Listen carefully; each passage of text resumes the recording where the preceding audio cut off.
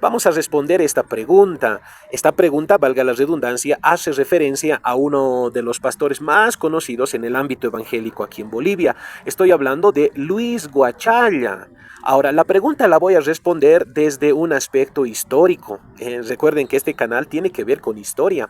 Entonces, lo que vamos a hacer es historia inmediata, porque lo que voy a comentarles ocurrió alrededor de unos 25 a 26 años atrás. Por tanto, todavía está en el rango de historia inmediata.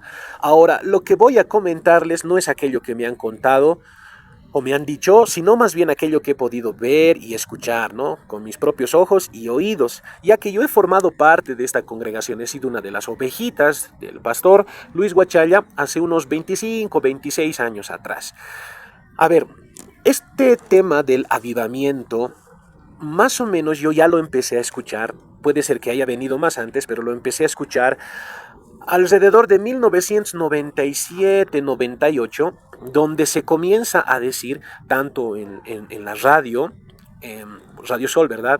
En las campañas evangelísticas bajo carpa o cruzadas, también en las prédicas de domingo, que vendría un avivamiento a la tierra, y ese sería un avivamiento final. Y el avivamiento vendría a Bolivia, que Dios había escogido esta tierra, había escogido Bolivia para derramar su avivamiento final. Y que este avivamiento sería pero tan grande, que Bolivia sería para Cristo. Este avivamiento sería tan grande que muchos más enfermos, muchas más personas serían sanadas, incluso veríamos resurrecciones de muertos. Este avivamiento tendría un impacto global, un impacto mundial, porque personas del exterior viajarían hasta Bolivia buscando llevar este mismo avivamiento, pero de Bolivia a las naciones. Ya muchos conocen la manera particular en la que predica el pastor Luis Guachalla, y de pronto él decía, hasta las cholitas, con su pollerita, con su mantita, su sombrerito, serían invitadas a predicar a otras naciones, ¿no? Como Argentina, Brasil, Alemania y otros países, y predicarían un evangelio de poder, dice, ¿no? Sanando enfermos, resucitando muertos. Y este avivamiento también causaría prosperidad en el país, a tal punto que, bueno, esto yo lo escuché en un programa radial, porque nada es imposible para Dios, en una conversación entre los dos pastores que estaban al frente del ministerio en ese tiempo, el pastor Luis Guachalla y el pastor Marvin Matos. Conversando, el pastor Matos es que va a decir que incluso los perros van a comer chuleta, ¿no? Hasta los perros van a comer chuleta, o sea, tanto sería la bendición material que hasta los perros comerían chuleta.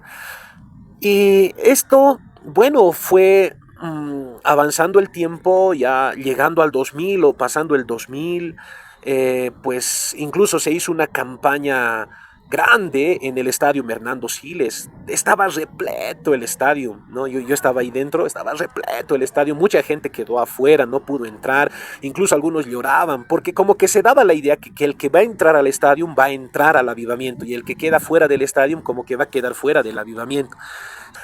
Bueno, se llenó el estadio no solo con gente de La Paz, no solo con las personas que se congregaban para esa época en el Ministerio del Nuevo Pacto Poder de Dios, sino también de otras congregaciones, gente de otra congregación, incluso pastores de otras congregaciones que creían en este avivamiento, ¿no? Incluso ellos con sus congregaciones o hermanos de otras iglesias también asistían, y personas del interior del país también llegaron en buses, ¿no? Para participar de esta actividad. Entonces, bueno, fue pasando el tiempo y comenzaron a decirse otras cosas más con respecto al avivamiento. Apareció una persona cuyo nombre es Esteban. Esto fue público, muchas personas de ese tiempo lo hemos visto, lo hemos conocido, hemos tenido la oportunidad de escucharlo. Y la situación era que empezaron a decir que el hermano, que dicen que había sido sanado porque dio su testimonio, él tenía que cumplir una misión, y era una misión que se denominó 316, ya se denominó la misión 316.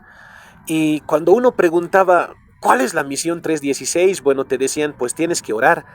porque solo si oras, Dios te va a revelar cuál es esa misión 316. Entonces habían personas que en la radio daban testimonio diciendo, he orado, hermano, para preguntarle al Señor cuál es la misión 316 y Dios me ha revelado, pero me ha dicho que no diga nada, así decían en la radio. Entonces, si uno quería saber cuál era esa misión 316, tenía que orar, y sin lugar a dudas los que éramos parte de esa iglesia, pues orábamos para que Dios nos diga cuál es esa misión 316 y de qué se trataba. Había muchas especulaciones, no se sabía de qué se trataba esa misión 316, pero era el hermano Esteban quien tenía que cumplir esa misión. No sabíamos cómo exactamente, pero lo que sí nos decían es que teníamos que apoyarlo espiritualmente en oración, y la gente llegó a querer mucho a esta persona. Incluso cuando visitaba algunas de las avanzadas, algunas de las congregaciones, los hermanos les recibían de la mejor manera. Me acuerdo que mi abuelita, ella ya era cristiana para ese tiempo, me dice, llévale quesito, ¿no? Me dio 2 quesitos, chuñito más, llévale, me dice, no le vas a compartir al hermano, me dice. Bueno, entonces nadie sabía con exactitud qué era ese plan 316 o la misión 316, pero bueno, tenía que cumplirse, y para ello nosotros teníamos que apoyarle en oración. Había ocasiones donde había otro personaje, ¿no? Frondovich, que llamaba, me parece, desde el oriente boliviano, y Frondovich era más o menos como un tipo profeta, era una persona que no se congregaba en ninguna iglesia, aparentemente era un doctor que llamaba desde Santa Cruz y decía que Esteban tiene que cumplir una misión tremenda que el Espíritu Santo le había revelado, y que toda la iglesia tenemos que apoyarle en oración, ¿no? Entonces, cualquier momento llamaba, le decían el doctor Frondovich, y de pronto decía, el Espíritu Santo dice que oremos en este momento. O sea, la cuestión era así: mientras la radio continuaba con su programación normal, se cortaba y de pronto tenemos llamada desde tal lugar, desde Santa Cruz o tal lugar, y bueno, es el doctor que nos tiene algo que decir por parte del Espíritu Santo. Entonces decía, tenemos que orar, apoyarlo en oración, y donde nos pesque ese comunicado teníamos que orar. A mí comentarles que, bueno, yo caminaba con mi Walkman porque esa era más o menos la instrucción. En cualquier lugar donde te pesque, te tienes que poner a orar. Cualquier lugar, ya sea en la calle, en la plaza, donde sea, en tu trabajo, tienes que ponerte a orar, y para saber si el Espíritu Santo está llamando a la oración o no, tienes que estar atento a la radio. Entonces andábamos con nuestros Walkmans, con nuestros audífonos. En algún momento ya a mí personalmente ya me dolían los oídos, pero era obediente a esas cosas, ¿no? Y pues me tocó orar en algún momento en la avenida Naciones Unidas, la que baja desde La Ceja, desde el multifuncional hacia la Portada.